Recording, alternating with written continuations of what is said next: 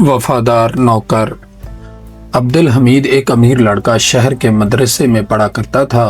ये जब मदरसे में आता एक नौकर बस्ता लिए साथ होता। छुट्टी का वक्त आता तो नौकर फिर आकर बस्ता उठा साथ हो लेता। इसी मदरसे के लड़कों में दानिशमंद एक गरीब लड़का सबसे ज़्यादा होशियार और मेहनती था। यह हमेशा आप भी सुथरा रहता, किताबें भी उजली और साफ, कलम दवात पेंसिल स्लेट कापियाँ सब ठीक ठाक रखता और सबक भी खूब याद कर लेता। एक दिन आसमान पर बादल छाए हुए थे। मास्टर साहिब ने वक्त से 1 घंटा पहले छुट्टी दे दी कि मींह बरसने लगेगा तो लड़कों को घर जाना मुश्किल हो जाएगा। छुट्टी होते ही सब लड़के बस्ते बांध कर घरों को जाने लगे, मगर अब्दुल हमीद का नौकर ना आया था।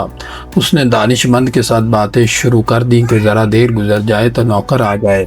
अब्दुल हमीद ने कहा, भाई दानिशमंद, नौकर लोग बड़े काम के चोर होते हैं। देखो हमारे 3 नौकर हैं और सब जानते हैं कि मींह के दिन ज़रा पहले ही छुट्टी हो जाती है, मगर इनमें से अब तक कोई भी नहीं आया।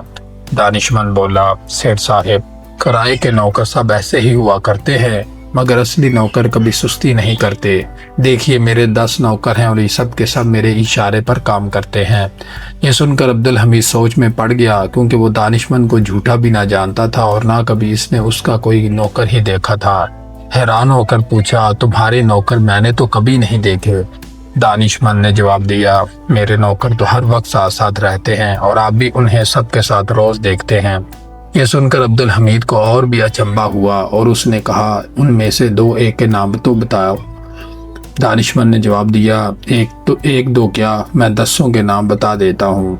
सुनिए, 2 आंखें, 2 कान, 2 हाथ, 2 पाँव, 1 नाक और 1 जुबान। मेरे ऐसे वफादार नौकर हैं कि दिल के इरादे तक जानते और फौरन हुक्म मानते हैं। मास्टर साहब भी दरवाजे में खड़े बातें सुन रहे थे। उन्होंने कहा, दानिशमंद शाबाश, बेशक तुम्हारे नौकर बड़े वफादार हैं और ऐसी खिदमत करते हैं जो दूसरा कभी नहीं कर सकता। अब्दुल हमीद, तुम भी अपने इन्हीं नौकरों से काम लिया करो तो दूसरों के कभी मोहताज ना हो। मास्टर साहब की बात अब्दुल हमीद के दिल में घर कर गई। उसने भी बस्ता बांध अकेले घर की राह ली और फिर कभी नौकर से बस्ता उठवा कर ना आया।